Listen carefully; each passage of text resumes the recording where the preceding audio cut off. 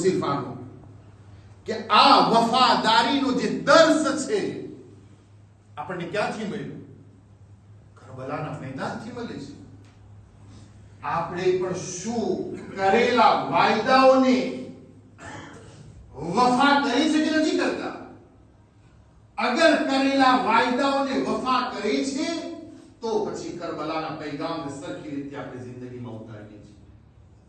પણ અગર આપણે કોઈના સાથના વાયદાને વફા કરવામાં અહેમિયત નથી સમજતા તો કરબલાના પૈગામથી આપણને કઈ લાગી ન પડે. તમે જો કેટલી જગ્યાઓ પર ઇન્સાન વાયદા આપે છે, કેટલી જગ્યાઓ પર ઇન્સાન વચન આપે છે લોકોને, અને કેટલી જગ્યાઓ પર ઇન્સાન એ વચનના ઉપર એ વફા કરે છે, વાયદાને પૂરા કરે છે. કેટલી જગ્યાઓ પર હું એક જમાતના અંદરમાં હતો, અહીંયા તો હતો જ નહીં બિલકુલ, અહીંયાની વાત જ નથી, બીજી જમાતની વાત છે, કોઈ જરાય મગજમાં ના લે. એક ભાઈએ કહ્યું ખબર છે મૌલાના, એક ટોપિયારો ટોપલો એના પાસેથી હું આટલા 1000 યુરોના અંદરમાં ગાડી નક્કી કરી, મસલન 5000 યુરો. સાંભળજો, લોયાલિટી કોને કે છે? ભલે એ લોકો આપણા નથી, ખબલાનો પૈગામ એ લોકો પાડે છે. કા 5000 માં નક્કી થયું.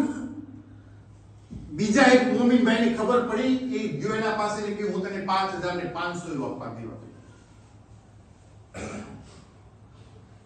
તો આ ગાડી શું કર, મોટર મને દે. એ ટોપલાએ શું કીધું કે એક ફેરી મારી જબાનને શું કરી નાખી, કચરી. હવે તો 5 ના 10 દેવ નહીં દો. વાત થઈ કે થઈ? આ છે ક્રિશ્ચન, દારૂડિયો, જુગારીઓ, ખબર શું શું હોય. એને તો ધર્મથી લાગે ન વળગે, પણ તેમ છતાં તમે જો એના અંદરમાં લોયાલિટી, વફાદારી. અને કે હું આગા સાહેબ એક મોમિન સાથે અફેર કર્યું, વાતચીત બધું થઈ ગયું, હવે સિર્ફ પૈસા દેવાની વાત હતી, યા બીજો પૂગી ગયો, એના કરતા થોડા વધારે આપ્યા. એ કે છે આપણે કઈ વાત જ નથી, આપણે રમતા જ નથી. થોડા પૈસા સારું થઈ અને એનાથી વચન શું કરી નાખ્યો, ખતમ થઈ. વફાદારી ક્યાં?